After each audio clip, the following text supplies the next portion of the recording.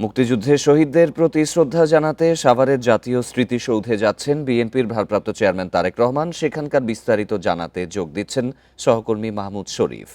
শরীফ, এই মুহূর্তে আপনি কোন এলাকাটিতে অবস্থান করছেন? তারেক রহমানের যে গাড়িবহরটি রয়েছে সেটির অবস্থান কোথায়? নেতাকর্মীদের উচ্ছ্বাস কেমন দেখা যাচ্ছে?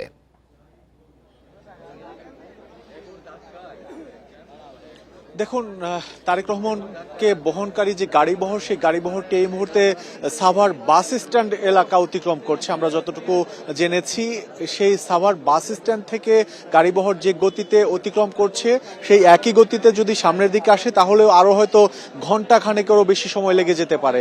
আরএফএল গিজার মানে চটজলদি পানি গরম, বিদ্যুৎ বিল 20% কম। আরএফএল গিজার, উষ্ণ পানির পরশ। অর্থাৎ আমরা যে বিষয়টি দেখছি যে তারেক রহমানকে স্বাগত জানাতে নেতাকর্মীদের যে উপস্থিতি, সেটি এখনো আছে। কনকনে শীত, হিমেল বাতাস সবকিছু উপেক্ষা করে নেতাকর্মীরা এখনো জাতীয় স্মৃতিসৌধের সামনে অবস্থান করছেন। এখানে যারা অবস্থান করছেন তারা কিন্তু বাদ জুম্মা অর্থাৎ দুপুরের পরেই এখানে এসেছেন এবং এখানে আসার পরে তাদের প্রিয় নেতাকে এক নজর দেখার জন্য, শুভেচ্ছা জানানোর জন্য, অভ্যর্থনা জানানোর জন্য তারা অপেক্ষা করছেন।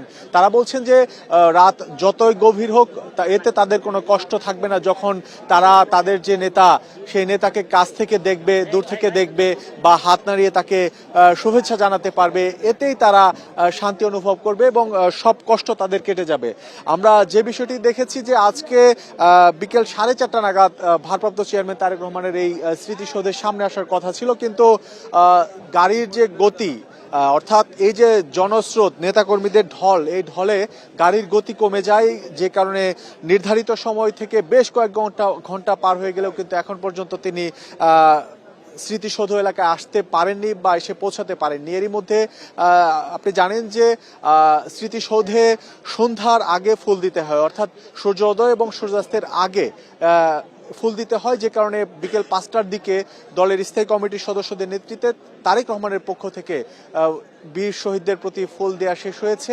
এখন তারেক রহমান আসার পরে স্মৃতিসৌধের ভেতরে যাবেন, সেখানে তিনি বীর শহীদদের রুহের আত্মার মাগফিরাত এবং দেশ ও জাতির কল্যাণ কামনায় দোয়া মোনাজাত করতে পারেন এবং স্মৃতিসৌধে যে একটি বই থাকে যেখানে যারা শ্রদ্ধা জানাতে আসেন তারা অভিব্যক্তি জানান, সেই বইয়ে স্বাক্ষর করতে পারেন। এরপরে বিএনপির ভারপ্রাপ্ত চেয়ারম্যান আবারও গুলশানে তার যে বাসভবন, সেই বাসভবনের উদ্দেশ্যে ছুটে যাবেন। আমরা গতকালকেও দেখেছি তিনি বাংলাদেশের মাটিতে পা রাখার পরে 300 ফিট এলাকায় যে যান, তখন তার গাড়িবহর ঘিরে নেতাকর্মীদের যে উচ্ছ্বাস উদ্দীপনা, লাখ লাখ জনতার ঢল ভিড়, সেই ঢল ভিড় আজকেও আমরা দেখছি এবং এখন পর্যন্ত সেই ঢল, নেতাকর্মীদের উচ্ছ্বাস উদ্দীপনা এখন পর্যন্ত কিন্তু আমরা দেখছি যে আছে। এরপরেও কিন্তু বিএনপির পক্ষ থেকে বলা হচ্ছে, বিএনপির ভারপ্রাপ্ত চেয়ারম্যান তারেক রহমান গতকালকে যে বক্তব্য দিয়েছেন, সেই বক্তব্য তারা আসলে নেতাকর্মীদের মাধ্যমে বাস্তবায়ন করতে চান এবং তারেক রহমানকে তারা আগামী নির্বাচনে ভোটের মাধ্যমে রাষ্ট্র ক্ষমতায় আনতে চান, যাতে তারেক রহমানের যে পরিকল্পনা, তার যে দেশ মানুষ নিয়ে পরিকল্পনা, সেই পরিকল্পনা তারা যাতে বাস্তবায়ন করতে পারেন।